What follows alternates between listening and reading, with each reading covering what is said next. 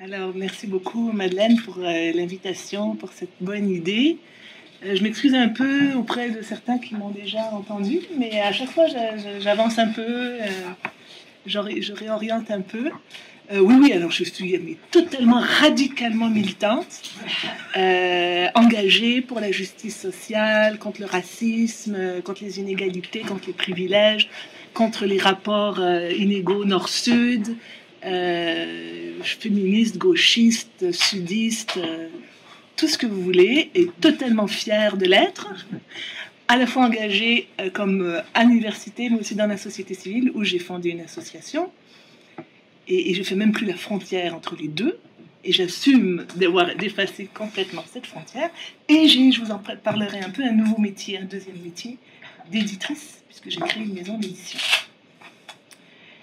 Donc je ne sais pas pourquoi j'ai mis ce titre-là, mais peu importe, vous allez comprendre, je vais en parler.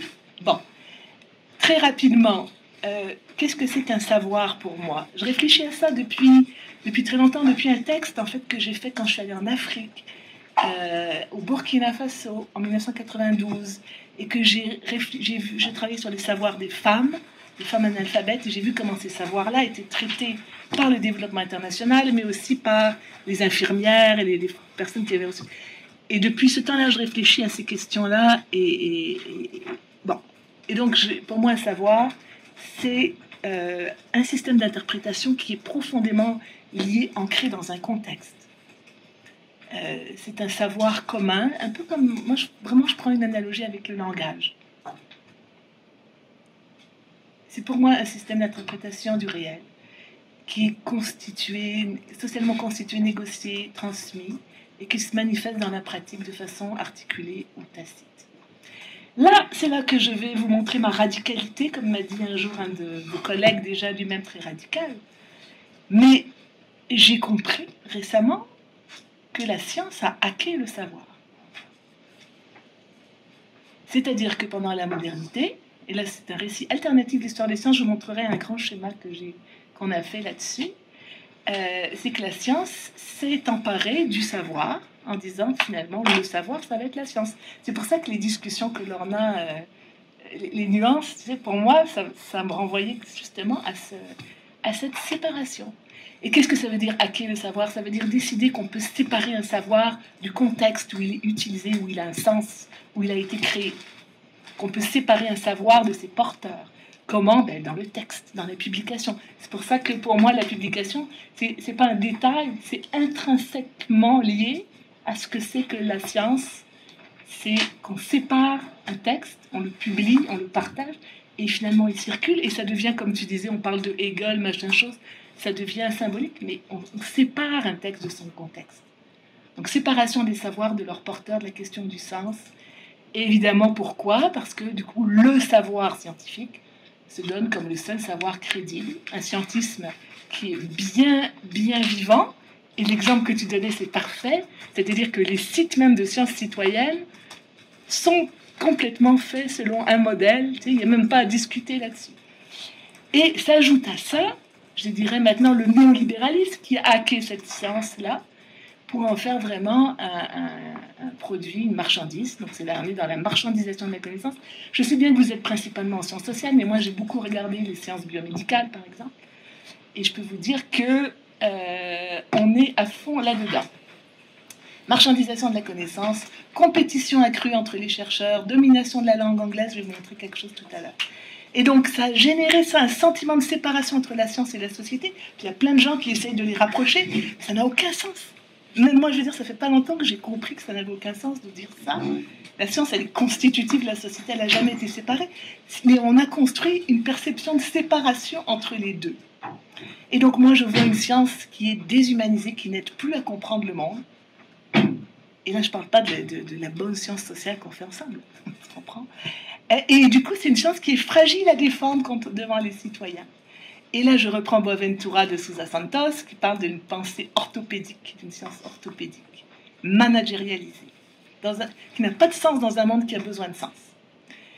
Moi, j'appelle ça le positivisme. Alors, je me donne le droit de me réapproprier ce terme. Il y a des philosophes qui disent « Ah, mais positif... » Non, je me le réapproprie pour dire que, dans le fond, l'idée centrale du positivisme, c'est que les émotions, les sentiments, les affects doivent être séparés de l'activité cognitive, parce elles seraient irrationnelles.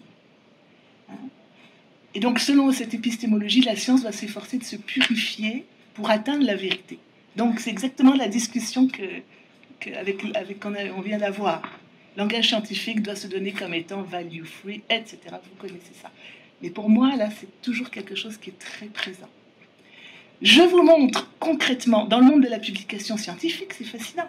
Je suis allée voir les critères de sélection du Web of Science des revues scientifiques qu'il accepte. C'est devenu le critère normatif dominant. Et vous lisez ça, c'est dit sur un ton affirmatif, l'indicatif présent, aucun doute, rien du tout. English is the universal language of science.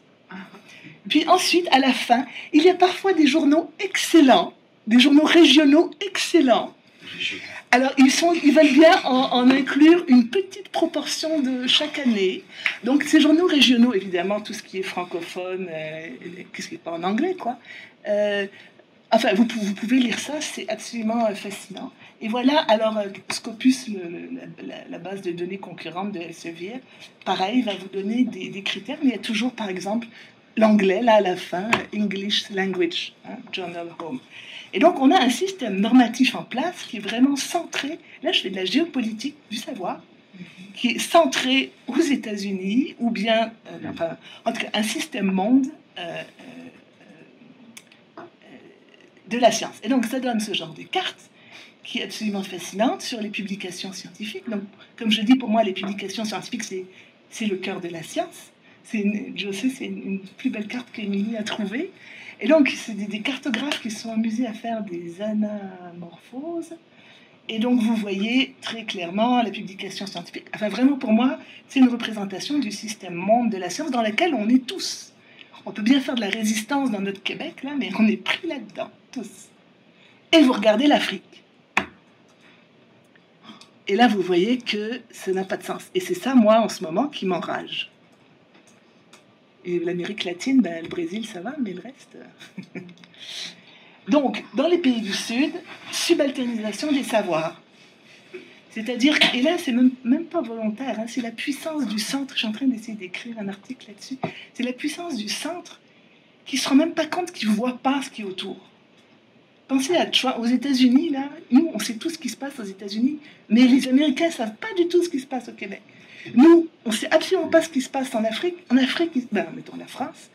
En Afrique, ils suivent la politique française. Je veux dire, ils connaissent tous Sarkozy, tout ça, mais les Français, ils connaissent rien. Donc le centre ne voit pas la périphérie.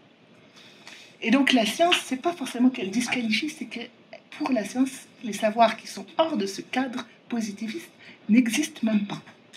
Les savoirs africains, n'en parlons pas. C'est un autre de mes projets, de démontrer le racisme du système de publication scientifique. Je ne dis pas que les scientifiques sont racistes. On ne va pas tomber dans les débats sur racisme systémique et systématique, là, mais il y a la même chose. Donc, pour les Africains, les chercheurs africains se trouvent dans des situations d'extraversion vers le Nord, d'aliénation épistémique, etc. Je vais vous revenir là-dessus. Et donc, les savoirs sont invisibles. Ils existent, les savoirs africains, on les a trouvés, mais ils ne sont pas dans les bases de données Web of Science et Scopus. Donc, ça, c'est rapidement les résultats de notre projet SOA sur la science ouverte comme outil de développement de justice cognitive en Haïti. On y reviendra, mais juste sur les 9, celles dont j'ai parlé la plus, c'est le fait que ce système normatif du Nord est très difficile à pénétrer pour les chercheurs extérieurs. Et on a fait une communication récemment où on se demandait est-ce que la science est vraiment capable de se pluraliser et de s'ouvrir à des savoirs autres? La question des langues coloniales, nous on l'oublie, mais le français, on se sent colonisé par l'anglais, mais du point de vue de l'Afrique, le français, c'est la langue coloniale. Et puis l'aliénation épistémique, donc de devoir penser dans une épistémologie du Nord, ne pas citer les références du Sud. Bon, c'est un exemple que je donne souvent, ceux qui m'entendent... Désolée, mais j'ai évalué une fois un article de sociologie d'un Camerounais qui a travaillé sur le salariat des femmes dans les usines du nord du Cameroun et qui utilisait comme cadre théorique une analyse de l'usine Renault de Boulogne-Billancourt. C'est ça. Hein, et c'est constamment comme ça. Je viens d'aller en Afrique, là, puis les étudiants me disaient que c'est la même chose. Ils n'ont pas dans leur bibliographie d'auteur africain. Donc, moi, j'appelle ça, on a appelé ça ensemble une injustice cognitive. Donc, une situation qui empêche les étudiants de déployer le plein potentiel de leur capacité de recherche en faveur du développement local de leur pays. Là, je suis engagée encore. Pour moi, la science, c'est pas l'avancement des connaissances comme si c'était la pure connaissance. C'est lié à des contextes, des conjonctures, des situations politiques, des intérêts, pour reprendre un livre connu. Donc, dans les universités africaines et haïtiennes dans lesquelles je fais du terrain, ça se traduit comment? Inaccessibilité, invisibilité de savoir qui devrait pourtant être tellement pertinent et utile localement aux étudiants, aux chercheurs pour faire avancer leur pays, pour créer d'autres savoirs utiles. Ils sont tous en train ils connaissent tous par cœur Weber et Durkheim. Et je veux dire, bon, excusez-moi là. Conditions de travail, évidemment, et d'études qui sont très, très difficiles, mais ils arrivent quand même à faire des miracles. Et un formatage positiviste. Et je veux dire que depuis que je travaille sur le projet SOA, j'allais dire haine, c'est peut-être un peu fort, mais ma rage, ça c'est pas fort, contre le positivisme est augmentée parce que je vois les ravages que ça fait ces jeunes étudiants, jeunes chercheurs qui n'arrivent pas à imaginer qu'on puisse faire autrement. Et Dieu sait qui est là pour en témoigner. Donc l'injustice cognitive, c'est une résistance. C'est un idéal épistémologique, éthique et politique qui vise l'éclosion de savoirs socialement pertinents partout sur la planète, pas seulement dans les pays du Nord, aussi dans les pays du Nord, évidemment. Au sein d'une science pratiquant un universalisme inclusif ouvert à tous les savoirs. Donc c'est là qu'on a la pluralité des savoirs.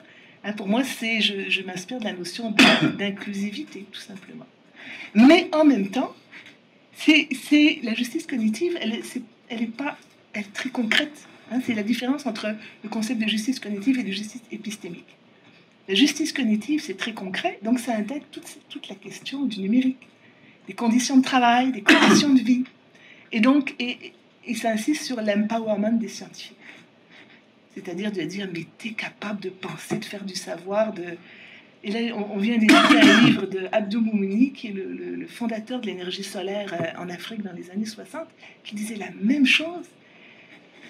Comment le système colonial en 64, ils en sortaient à peine, amène les chercheurs du Sud à manquer de confiance dans leur capacité de créer du savoir. En tout cas, donc la justice cognitive s'oppose à la domination du cadre normatif positiviste, valorise l'ancrage local des savoirs et exige donc l'accès au web et donc ce souci notamment du libre accès. Donc, comme je disais, pour moi, la science positiviste, et là je ne parle pas dans la science occidentale, il y en a d'autres, heureusement. Il y a toujours eu de la résistance. Mais celle qui domine, là, celle qu'on peut lire dans certaines grandes revues médicales, hein, c'est des savoirs qui sont complètement décontextualisés. L'idéal, c'est qu'on saurait même que c'est des robots qui les écrivent, on ne saurait même pas qui les écrit. Un universalisme abstrait plutôt que concret et inclusif. Évidemment, c'est des savoirs d'origine occidentale masculine. Et c'est intégré maintenant le cadre normatif de l'économie du savoir, avec la propriété intellectuelle, les bases de données commerciales, tout ça qui est un cirque commercial. Et j'assume. Et donc, nous, le mouvement SOA, on voudrait plutôt aller vers la science ouverte juste, s'ouvrir à la pluralité des savoirs vivants, contextuels, valoriser la pluralité des épistémologies, par exemple, justement, inclure de l'art dans la recherche, inclure des légendes, des récits, la narrativité, des références à d'autres mythologies, mais surtout, mais là, c'est pas de ça dont je vais vous parler aujourd'hui, mais de plus en plus, je pense que la visée de la science occidentale, c'est une visée de contrôle et d'exploitation des ressources. C'est pas pour rien que toute cette science moderne, elle s'est faite en même temps que la colonisation. Et donc, c'est d'avoir un autre rapport au savoir. De quoi avons-nous besoin, hein? Pas forcément de tout savoir, de cataloguer. Quand j'écoutais Lorna, là, c'est cette folie de vouloir tout cataloguer. Mais c'est quoi? C'est quoi dans le fond? Pourquoi on veut faire ça? Pourquoi? Moi, j'en viens à me poser ces questions grâce à ce détour que je fais. Et la science ouverte valorise le libre accès. Donc, les licences Creative Commons, les ressources éducatives libres, le logiciel libre, la polycentricité, pour reprendre le concept de Ostrom, du système de diffusion scientifique. Donc, agir, résister. Alors là, je m'assume encore une fois, puisque je suis une prof d'éthique, avant tout, n'est-ce pas? Et l'éthique, pour moi, c'est dire ce qu'on fait, faire ce qu'on dit, et pas se contenter de dire il faudrait que. Donc, faisons-le, ça se fera, comme dit mon inspiratrice Viviane Labrie. Donc, je pratique la justice cognitive. J'essaye constamment de faire de l'empowerment et de proposer une autre vision et d'innover dans le domaine de la publication scientifique. Comme Madeleine m'a demandé de dire des choses concrètes, c'est là que je suis allée pour terminer. Donc, je travaille sur 2 fronts dans les pays du Nord, ici, aujourd'hui même. Qu'est-ce que je fais? C'est donc dans le fond de provincialiser, pour reprendre les termes postcoloniales, la science du Nord, montrer que c'est une épistémologie parmi d'autres, très intéressante, qui a produit des choses fabuleuses, mais qui associe un rapport plutôt violent et déshumanisant au réel. Valoriser les approches, moi j'ai envie de les appeler co-constructives plutôt que constructivistes, parce qu'il y a une façon constructiviste de faire les choses qui reste très positiviste. Mais c'est de reconnaître qu'on construit ensemble du savoir, que ce soit entre nous aujourd'hui, que ce soit avec des citoyens, que ce soit bon. Et imaginer ce qu'on appelle l'économie sociale et solidaire de la connaissance, donc qui s'oppose à l'économie marchande du savoir. Et dans les pays du Sud, le front, c'est décoloniser les savoirs, diffuser en libre accès, encourager la création de revues, la citation d'auteurs des Sud et appuyer les pays qui veulent se doter de politiques scientifiques autonomes pour encourager la publication dans ces pays. Donc, je me mouille. Je viens d'avoir un article dans la revue Sociologie et Société. Donc, vous voyez, je ne renonce pas du tout à ma place. Mais c'est un article qui est assez particulier. D'ailleurs, au début, les gens voulaient le publier comme témoignage et non pas comme savoir. Pour moi, c'est un enjeu majeur. Donc, c'est un article que j'ai écrit et qui commence comme ça. Il est 19h, la nuit tombe sur Port-au-Prince. Attablé à la table de mon hôtel, je retrouve le guide et j'ouvre Les damnés de la terre de Franz. Alors, c'est pour ça que les gens pensaient que c'est un témoignage. Donc, c'est de réinventer une écriture narrative. Et les gens, il y a des gens qui m'ont dit « Ah, t'as écrit ça en Haïti ?» Mais pas du tout, j'ai écrit ça à l'aréna de mon fils pendant qu'il jouait un match de hockey. C'est le jeu de l'écriture, le jeu du langage. C'est l'illusion du langage. On est dedans, on joue avec pour faire voyager l'esprit, la connaissance, etc. Donc, je me mouille. Le libre accès, donc je suis une grande militante du libre accès.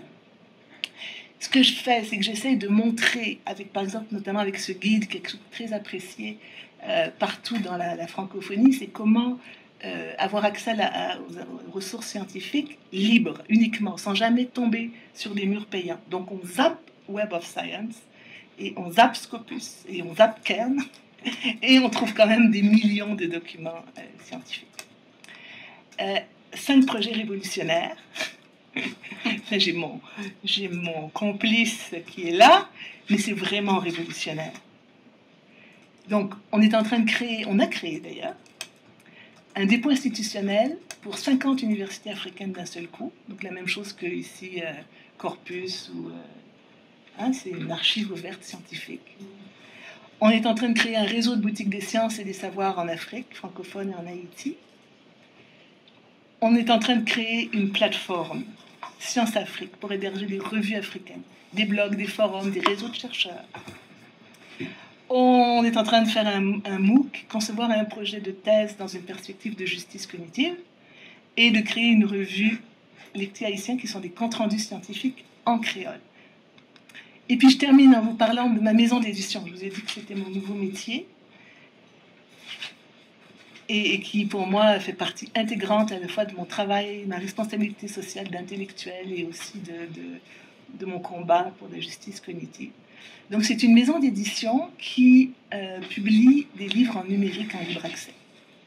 Des livres plurilingues, donc ouverts à plein de langues, et notamment des langues non occidentales, et qui a des exigences, par exemple, d'avoir des auteurs toujours du Nord et du Sud, et toujours des hommes et des femmes.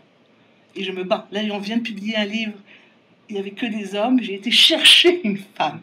Et les auteurs ont accepté. Et donc, c'est l'idée aussi, pour en revenir à mon point final, c'est qu'on propose des livres vivants, puisqu'ils sont en version électronique. On peut les mettre à jour, les auteurs peuvent, s'ils le veulent, améliorer leur texte, les mettre à jour, etc. Donc, quelques exemples, ça c'est notre livre théorique sur la justice cognitive. Donc, c'est un vrai livre papier, mais vous pouvez télécharger le PDF sur plein d'endroits. Ça, c'est des livres plurilingues, donc vous voyez un livre qui est bilingue français-créole. Et donc, il y a dedans un chapitre qui est complètement créole. Et c'est un chapitre sur l'épistémologie haïtienne et la colonisation de la pensée. Ça, c'est les deux livres là qu'on vient de finir. Donc, c'est un livre Mémoire des Suds où on veut aller chercher des auteurs du Sud oubliés et on les met en livre et en libre accès. Pardon. On fait aussi des livres pour favoriser le dialogue Sud-Sud. Donc ça, c'est un livre qui vient d'Inde, qui a été fait en anglais, on l'a traduit. Puis là, on est en train d'avoir des commentaires d'Amérique latine, d'Afrique. C'est une réflexion, le Swaraj, c'est l'autonomie, c'est un terme de Gandhi. C'est comment un pays peut essayer de se construire une science qui répond à ses besoins, à ses préoccupations. Donc c'est des chercheurs qui ont essayé de faire ça. Et là, on demande à des intellectuels du Sud d'y répondre. Et puis l'appel est on est cohérent avec le plurilinguisme, l'appel est en différentes langues. Ça, c'est un appel pour des chercheurs sahéliens qui travaillent sur les changements climatiques. Et ils savent pas. Ils savent très bien tout ce qui se fait à Paris, mais ils ne savent pas ce qui se fait dans les autres universités. Et donc le livre veut au contraire recueillir là, des travaux de tous les laboratoires, toutes les universités. Et puis on a des actes de colloque français où José a un chapitre, parce qu'il n'y avait pas de personnes du Sud, et donc il est allé vous chercher. Et puis on fait des portraits d'immigrants aussi, des livres participatifs, et on a une collection de portraits de femmes aussi. Voilà.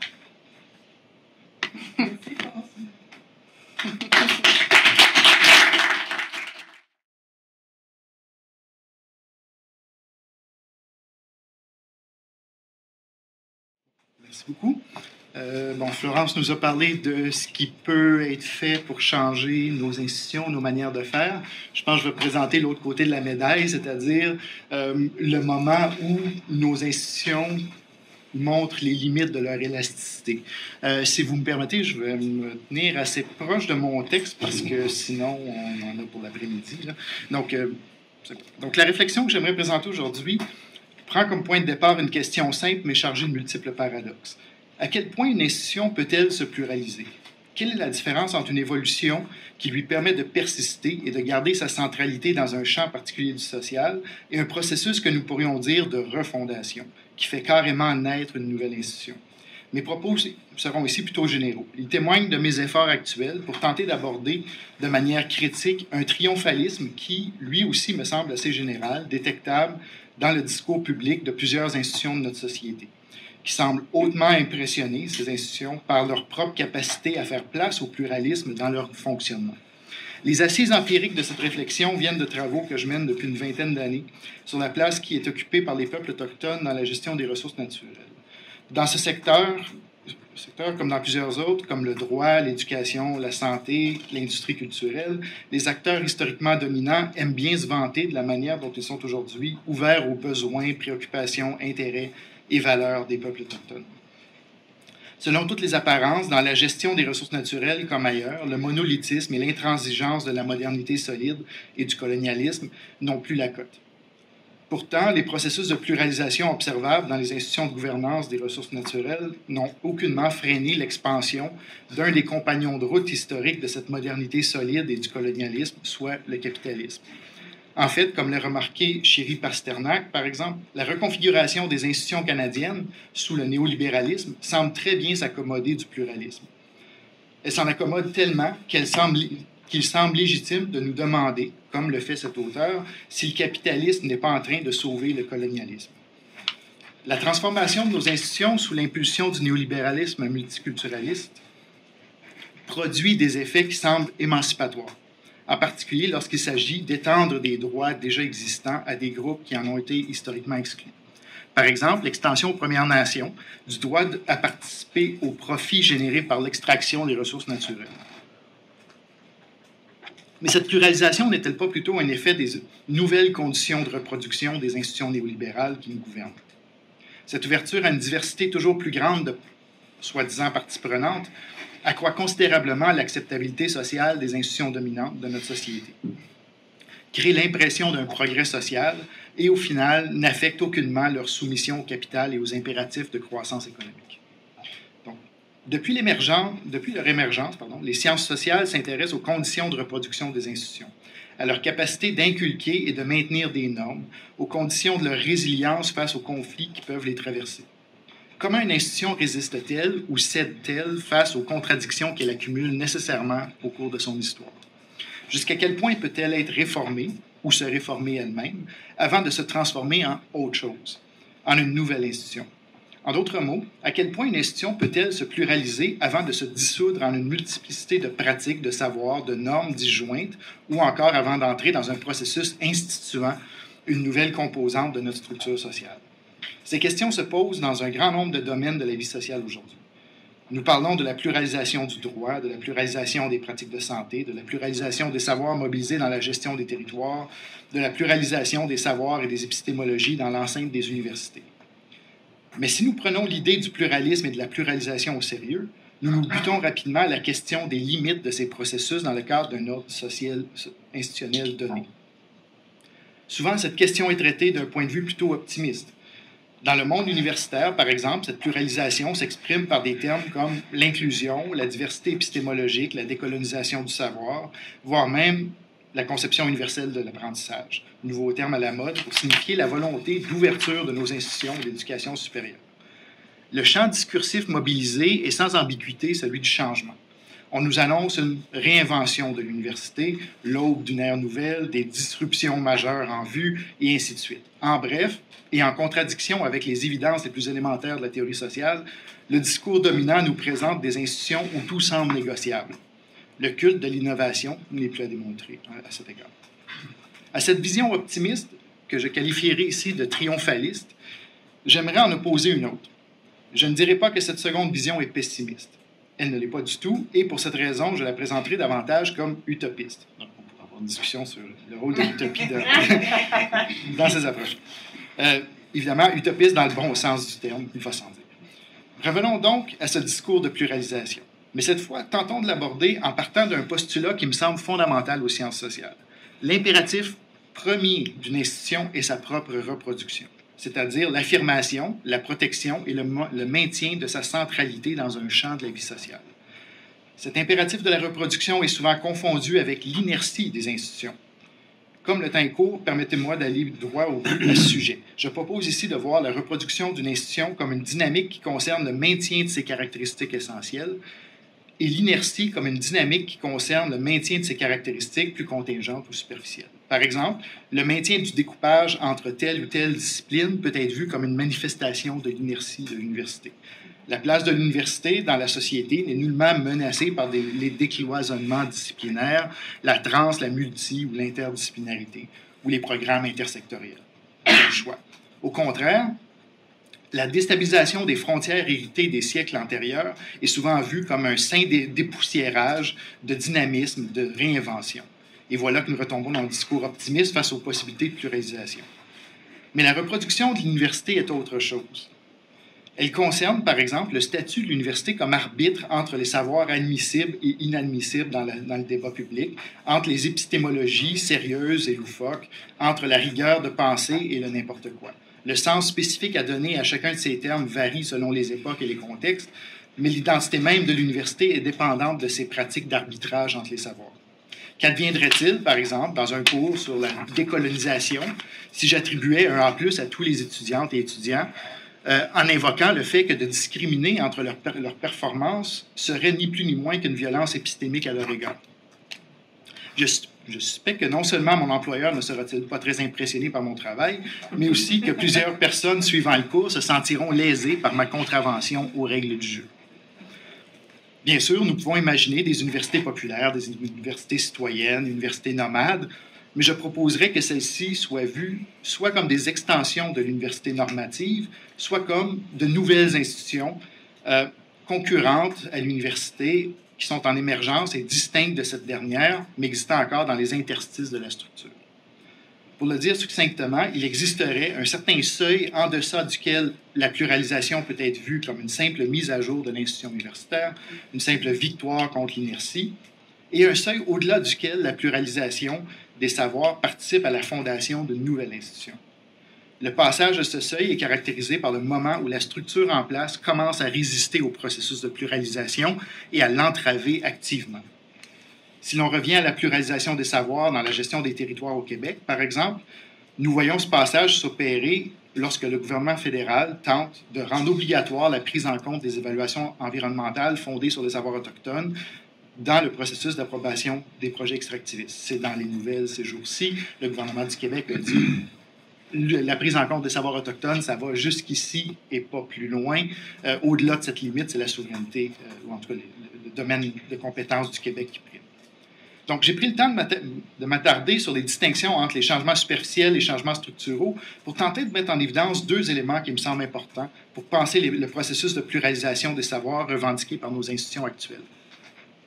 Le premier constat est que si nous sommes clairement engagés dans un processus de pluralisation des savoirs reconnu comme légitime, il ne nous est pas possible d'avoir assez de recul par rapport au présent pour juger si cette pluralisation remet en question simplement l'inertie d'une institution comme l'université ou le ministère des Ressources naturelles, ou si plutôt cette problématisation rend problématique la reproduction même de ces dernières.